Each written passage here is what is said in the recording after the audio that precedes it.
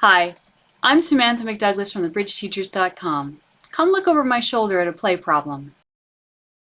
I always want you looking at the auction. On this hand, it is no help whatsoever, so we're going to dive right into the play. Our left-hand opponent led the Queen of Hearts. First thing we're going to do, count winners. How many winners do we have? We have 8. We have 0 spades because we don't have the ace. We have 2 hearts, the ace and the king. We have 4 diamonds, the ace, king, queen, jack.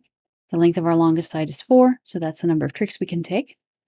And in clubs, we have 2 winners, the ace and the king.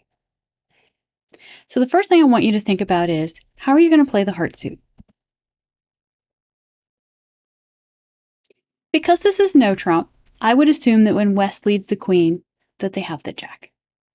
And what this does, if we play the suit correctly, is it gives us a chance to actually take 3 tricks because we can finesse West's jack. So we can win this first trick with the king, and then we can play the 8 up to the 10, and as long as West has the jack, the 10 will win. If West plays the jack, we play the ace, the 10 becomes good. If West does not play the jack, we play the 10. It would be pretty unusual for West to be leading from shortness here, and unusual for them to be leading the queen without the jack. It's not to say it can't happen, but it would be unusual. How do we plan to play the club suit?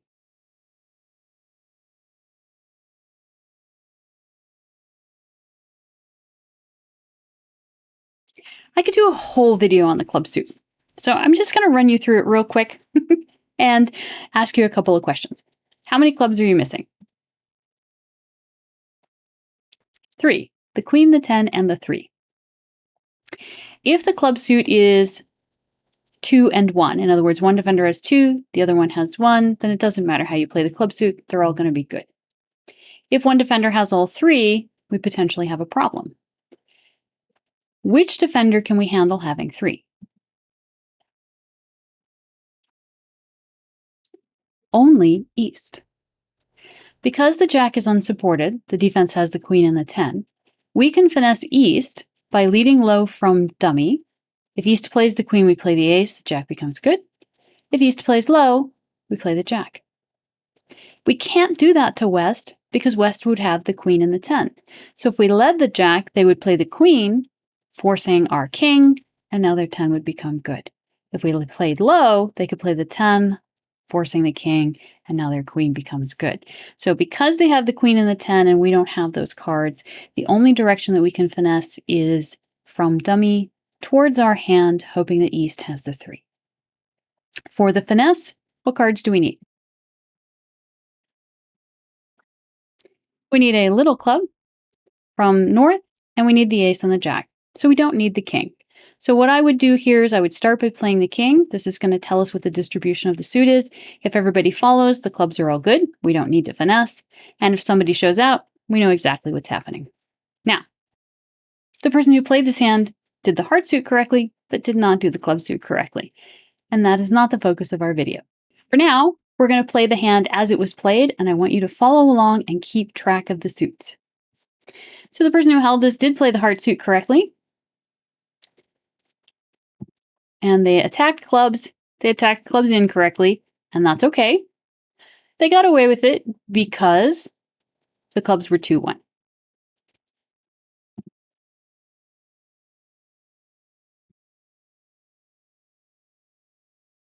And now they led another club, which they won in their hand. And now they took the heart finesse. So they did get the heart suit correct. Again, this finesse works as long as West has the jack, which we assume they do from the lead. So here we are at an important moment in the hand, and the question before us is, should we establish the spade suit? We have stoppers in all of the suits. We can create 2 tricks in spades if we play spades. So is this worth doing? No. No, it is not worth doing. Any decision in bridge is about risk versus reward, or cost versus reward. And before you make a decision like this, you want to assess risk. Now, when we assess risk, there's no risk. We lose 1 trick, and in exchange we get 2 tricks. Nothing the opponent's lead can harm us. But when we look at cost versus reward, yeah, we're creating 2 tricks, but we're creating 2 tricks for the cost of 1 trick, losing a trick to the ace. And do we need those 2 tricks? Well, you probably already figured that out from the fact that I told you not to play spades. No, we don't. When things change on a hand, when you take a finesse and it works, or you take a finesse and it doesn't work, when you establish a suit, when things change, it's worth reassessing the hand when you go to make a decision like this. So before you decide whether or not to play the spade suit, count winners. So let's do that. How many winners do we have right now? We have 13 tricks. We have 5 that we've already taken. We have 1 heart. That brings us to 6. 3 clubs. All of our clubs are good. Very important to remember. So that brings us to 9. And we have 4 diamonds, which brings us to 13. We can take the rest of the tricks. So actually, if we play spades, we're creating 2 tricks that we can't take because we can already take the rest of the tricks, and we're giving up a trick we don't have to lose. In bridge, it's really important to look at the big picture, at the entirety of the hand, and not just go suit by suit by suit. Okay, I played the club suit and I made them all good. I made my hearts all good. I made the diamonds all good. Now it's time to make the spades good. But it's not, because we don't need to. Looking at the big picture on the hand, we have enough winners to take the rest of the tricks. We should just take the rest of the tricks. We're just going to cash our ace of hearts, get rid of a not good spade, cash our clubs,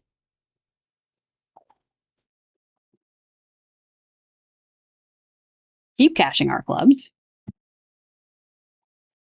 get rid of a not good spade,